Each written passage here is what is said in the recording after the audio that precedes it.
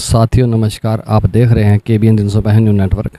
साथियों, मुख्यमंत्री हरियाणा को आशीर्वाद दिलाने के लिए कितनी मेहनत कर रहे हैं नवीन जय हिंद।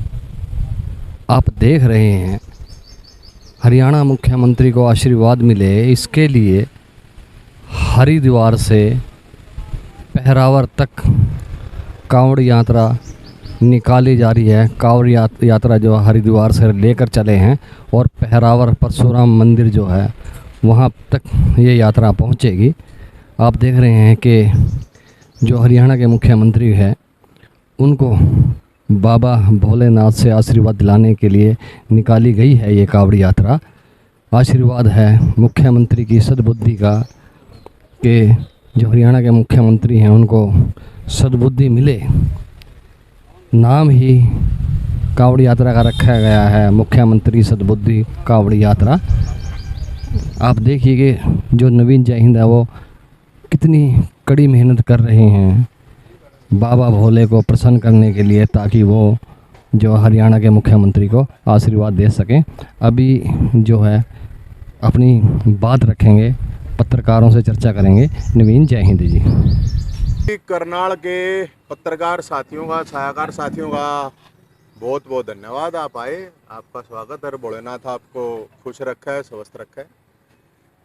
आज का जो विषय है वो ये है कि हमने 18 तारीख को हरकी पैड़ी हरिद्वार से कांवड़ यात्रा शुरू करी है। और वो कांवड़ यात्रा का जो मकसद है, उस कांवड़ यात्रा का मुख्य जो मकसद है वो तो है कि मुख्यमंत्री खट्टर साहब को सद्बुद्धि दे, शक्ति दे। देखो, उनकी शक्ति के लिए हम प्रयास कर रहे हैं भोलेनाथ के पास जाके। और 5 मुद्दे हैं। जिस तरह पांडवा ने 5 काम मांगे थे ना, तो उसी तरह 5 मुद्दे हैं। एक मुद्दा, पहला मुद्दा है कि जो परावर की जमीन का मामला है, जहाँ पे स्कूल कॉलेज हॉस्पिटल बनना था, तो उसके लिए नोटिफिकेशन अभी तक जारी नहीं हुआ है। लेकिन सरकार अखबारों में दे देगी कि हमने ये कर दिया, दे दी जमीन, अभी तक नोटिफिकेशन नहीं आया है। तो एक तो मुद्दा ये है कि स्कूल कॉलेज हॉस्पिटल के लिए वहाँ 100 करोड़ रुपए दे सरकार। भगवान परशुराम मंदिर हम वहाँ पे बनाएंगे। 26 तारीख को महाशिवरात्रि के दिन वहाँ पे नींव रखी जाएगी भगवान परशुराम मंदिर की। तो एक तो मुद्दा है ये भाई साहब। दूसरा मुद्दा था कि हरियाणा के अंदर 25 लाख बेरोजगार हैं, 5 लाख वैकेंसी खाली पड़ी हैं, लेकिन मुख्यमंत्री जी के अंदर इतनी शक्ति ही नहीं आ रही, उनको सद्बुद्धि नहीं आ रही कि भाई उनको फिलअप कर दे, उनको भर्ती जो पद खाली पड़े हैं कम से कम उनको भर दे। अकेले सीईटी के जो कंबाइंड एंट्रेंस टेस्ट होना है उसी के करीब 13 लाख, 2 साल तक 13 लाख बच्चे 2 साल हो गए हैं। हर महीने कह देते हैं इस महीने होगा, इस महीने होगा, 2 साल तक धक्के खा रहे हैं सीईटी के। अकेले बता रहा हूं मैं, जो अलग है टीचर के हैं, हरियाणा पुलिस है, अलग अलग डिपार्टमेंट में, हेल्थ डिपार्टमेंट में है, उनका तो हिसाब ही नहीं है। अभी तक एग्जाम ही नहीं ले पा रहे हैं, वैकेंसी खाली पड़ी हैं। अकेले टीचर की 40,000 वैकेंसी खाली पड़ी हैं। तो हम तो ये सद्बुद्धि के लिए कि मुख्यमंत्री खट्टर साहब को सद्बुद्धि आए, शक्ति आए, क्योंकि शक्तिहीन है, मैं तो ये मानता हूँ। बोधा अपना हरियाणवी में बोधा कह दें, कमजोर कह दें, वीक कह दो अंग्रेजी में। तो ऐसे मुख्यमंत्री हैं। ये दूसरा मुद्दा। फिर आगे बात कि जब बेरोजगारी है तो फिर क्राइम, हरियाणा के अंदर जो क्राइम की सिचुएशन, आप सोच के देखिए कि विधायक इस्तीफा देते घूम रहे हैं कि हमारे बस की नहीं है विधायक की। सोच के देखो आप, अब विधायकों को जब धमकी मिलती है, एक आम इंसान की क्या हालात हो रही होगी, आप ये बात महसूस करके देख सकता है कोई भी आदमी। एक आम इंसान है, उसकी क्या स्थिति होगी जब विधायक ही भाग भाग के जाके मुझे बचा लो, मुझे बचा लो। अरे जब विधायक ये बात कह रहे हैं कि भाई मुझे बचा लो, बड़ी गजब की बात है। और फिर विधानसभा और सरकार, मुख्यमंत्री तुरंत बुला लेता है उसके ऊपर मीटिंग कि विधायकों की सुरक्षा सुनिश्चित होनी चाहिए। अच्छी बात है, होनी चाहिए, हमारे जनप्रतिनिधि हैं। अकुन को AK-47 दी जाएगी, सुरक्षा गार्ड दिए जाएंगे। भाई विधायकों को तो दे दोगे जो लोगों की ऐसी तैसी कर रखी है, महिलाओं ने चैन फैन ना छोड़ दिया, असली सोना नहीं पहन रही है महिलाएं, नहीं पता हो तो आपको, क्योंकि चैन स्नैचिंग कितनी है। किसी के पास पैसा जाता है उसको फरोख्ती की धमकी, कहाँ पे गोली चक्कू चल जाए किसी को कुछ नहीं पता, कोई सुरक्षित नहीं है। तो भाई उनको तो AK-47 दे दोगे ठीक है, लोगों को भी फिर पिस्टल बंदूक के लाइसेंस जारी होने चाहिए। जिनको लगता है कि खतरा है तो सरकार उसके लिए वो 5-5 लाख रुपए लाइसेंस दे के बनावे हैं, ये तो फ्री बनने चाहिए भाई। उनको आप AK-47 दे रहे हो, अच्छी बात है सुरक्षा में, लेकिन सवाल ये है कि जब DSP तक को कुचल दिया जाता है, अवैध माइनिंग कहाँ नहीं हो रही है। भिवानी से बंदरगढ़ से शुरू होकर पूरा बॉर्डर आ जाओ, सोनीपत से लेकर पूरी जमुना या यमुनानगर तक, पूरी जमुना हर जगह अवैध माइनिंग हो रही है। और जब अवैध माइनिंग हो रही है तो उस टाइम पे अल्लाह गुल्ला होके कर देते हैं कि भाई हाँ ठीक है। एक पुलिस वाले के ऊपर हाथ उठाना कितनी बड़ी बात होती है, एक सिपाही के ऊपर। यहाँ तो DSP को छोड़ दिए जा रहे हैं। तो जब DSP को छोड़ देगा कोई, तो आप सोच के देखो हिम्मत कितनी है। तो ये राजनीतिक संरक्षण से हजारों करोड़ रुपए का खेल अवैध माइनिंग का होता है। तो भाई साहब फिर आ गया नशा। कौन सा ऐसी जगह है, मैं तो जहां पे भी जा रहा हूं लोगों से बात करते आ रहे हैं, पैदल आ रहे हैं हम तो घूमते फिरते, तो हर जगह नु कहा भाई चिट्टा पंजाब में बेचा रहा है, हरियाणा में भी चिट्टा बेचा है। कोई सी ऐसी जगह नहीं है। ऐड शुरू हो गई है दारू की, ठेके वाले ऐड कर रहे हैं कि हमारे यहाँ बड़ा ये दारू पियो, आपका परिवार भी सुरक्षित रहेगा, आप स्वस्थ रहोगे। अरे दारू पी के स्वस्थ रहेगा, दारू पीने वाले तो ना पी लेंगे, उनकी ऐड की जरूरत की है। कभी सुना है आपने हरियाणा में दूध का ऐड करा इस सरकार ने? अरे हरियाणा तो दूध दही का खाना बोला करते, अब तो दारू का पीना हो गया भाई। दारू सस्ती कर रही है सरकार, दूध महंगा कर रही है। दारू तो इजीली अवेलेबल हो जाती है 12 बजे रात में, दूध आपको नहीं मिलेगा 9 बजे भी। तो भाई हम शिव शंकर भोलेनाथ से इसलिए ये कोशिश कर रहे थे, आज जोड़ काए थे कि सरकार को सद्बुद्धि दे दो। अरे इस सरकार ने शक्ति दे दो, शक्ति नहीं है। अब जैसे कानून व्यवस्था का मामला आता है, नशे का मामला आता है, हमारे गृह मंत्री जी अनिल विज साहब बोला मैं गब्बर सिंह हूं, गब्बर सिंह। अरे उस तो पता नहीं किसने बता रहे, गब्बर सिंह तो डाकू था खुद। गब्बर सिंह का 16 फिल्म। मैं अनिल विज साहब तने को हूं, मैं इसलिए कह रहा हूं इनको सद्बुद्धि मिलनी चाहिए। नू कहा गब्बर सिंह से कोई बचेगा नहीं। अरे भाई गब्बर सिंह का कैरेक्टर आपने कभी देखा है? गब्बर सिंह का कैरेक्टर था शोले में डाकू का। तो हरियाणा में गब्बर सिंह के गुंडों के हवाले है कानून व्यवस्था, जिस तरह से हरियाणा के हालात हैं। फिर आ गया भ्रष्टाचार का मामला, आपके करनाल का ही था।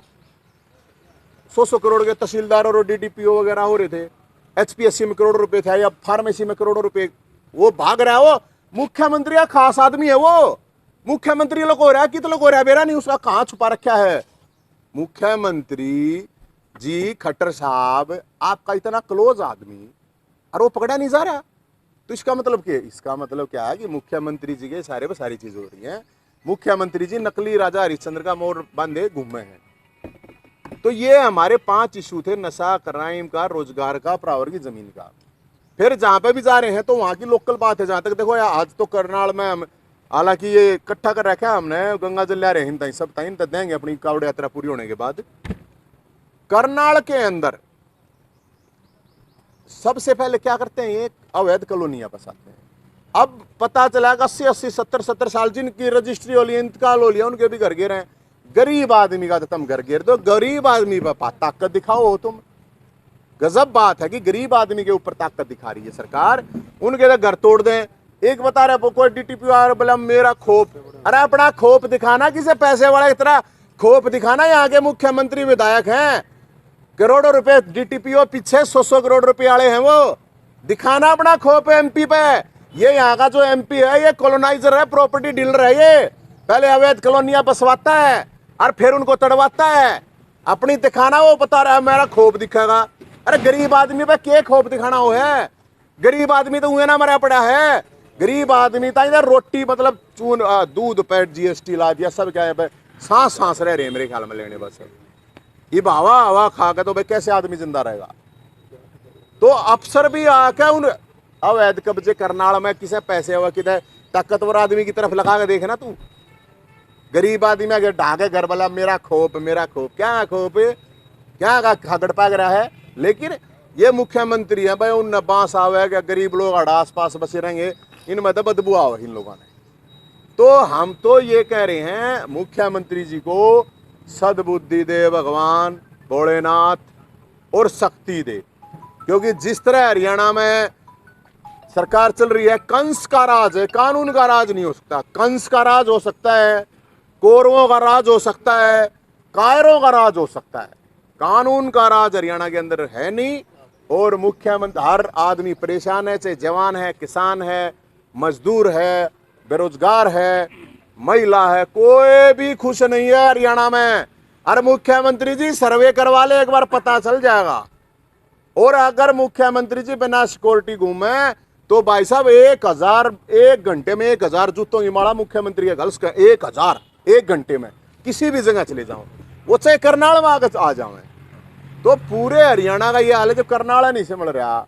मैं ब्रह्म सरोवर पे गया था, वो तो धर्म की जगह भाई, जय मुख्यमंत्री ब्रह्म सरोवर पे, भाई साहब उसमें उतर के दिखा दो, जय कुल्ली नहीं टूटा मुख्यमंत्री की लिखवा लो। इतनी इतनी काई जम रही है, इतनी इतनी काई। मेरे आगे 10 आदमी पड़े नाते नाते, जवान वालक थे वे थे। अरे एक ब्रह्म सरोवर था, उसकी मतलब वैसे तो वो बने रहे हैं। अभी इन्होंने कई जगह क्या किया, एक चीज मैं आपको बताऊं, नंदीशाला बनाई थी इन्होंने, अलग अलग जगह पे नंदीशाला चलाई थी कि भाई गौवा के नाम तक वोट तक खा लिया इनने, चारा उनके लिए है नहीं। अब करनाल में भी बताओ, ठेकेदार ने बताओ देंगे कि भाई तुम संभालो। अरे सरकार है, तुम्हारे पास इतना पैसा नहीं है, गौओं के नाम पे तुमने खा लिया सब कुछ। अब गौओं को देने चारा भी नहीं है, गौओं के लिए छत भी नहीं है। वो मुख्य प्रधानमंत्री जी कहते ना जो 2022 तक सबको छत होगी, ये क्या है छत जिनके है वे तोड़ना लग रहे हैं। गरीब आदमी भी इनके सेक्टर में क्या कर रहे हैं। नॉर्मल मैं आपको एक बात बता रहा हूँ, पहले क्या होता था, डरा निकलता था, एक आम आदमी का भी निकल आता था। अब तो ऑनलाइन बोल रही है, कौन आएगा गरीब आदमी, कौन आम आदमी लगा देगा उसमें 50-50 हज़ार 1 लाख रुपए तक के रेट जावे हैं। तो पूरा का पूरा जो ये सिस्टम है, हम तो ये मानते हैं कि भाई जिस तरह से चला रहे हैं उस हिसाब से लोग परेशान हैं। मुख्यमंत्री जी को हम तो ये कह रहे हैं सद्बुद्धि दे भगवान भोलेनाथ, मुख्यमंत्री जी को शक्ति दें। अरे भाई गंगा जल लाए, वैसे कावड़ कूड़ लाना तो इनके बस की बात है नहीं, लेकिन मैं तो नहीं, गंगा जी में डुबकी लाया हूँ, सामने का महीना है, भोलेनाथ गंगा मैया कुछ पाप इन न कर रखे हैं, कट जाएंगे। कुछ लोगों को सद्बुद्धि इसको इनको आ जाएगी, अगले लोगों की सेवा कर सकें। ऐसे ही है। अरे भाई ऐसा विपक्ष है, बेरानी के खा के बैठे, कौन से बिलों में घुस रहे हैं, मुर्दा है मुर्दा।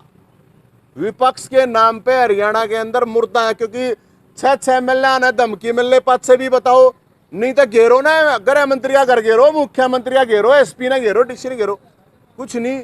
हाय जी मर गए मर गए मर गए, बचा लो बचा लो बचा लो, बता क्या कि विपक्ष है भाई। तो ये हालात हैं भाई साहब।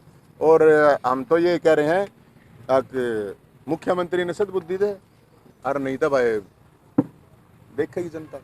कोई सवाल हो तो बता। पिछले दिनों डीएसपी को जिस तरीके से डंपर से कुचल दिया जाता है, उस परिवार ने भी सवाल उठाया कि उनके सिक्योरिटी गार्ड थे, एसएचओ मुख्य कहाँ थे, माइनिंग अधिकारी कहाँ थे। अरे भाई साहब मैं आपको बताता रहा हूँ, किसी की हिम्मत है क्या, थाने के आगे के निकलने की हिम्मत नहीं होती आम आदमी की।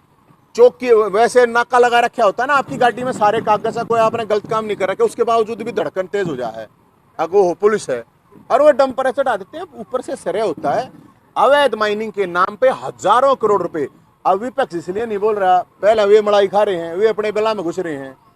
तो ये हालात है भाई साहब। और ऐसा कैसे हो सकता है, डीएसपी को चलने की हिम्मत आप सोच सकते हो।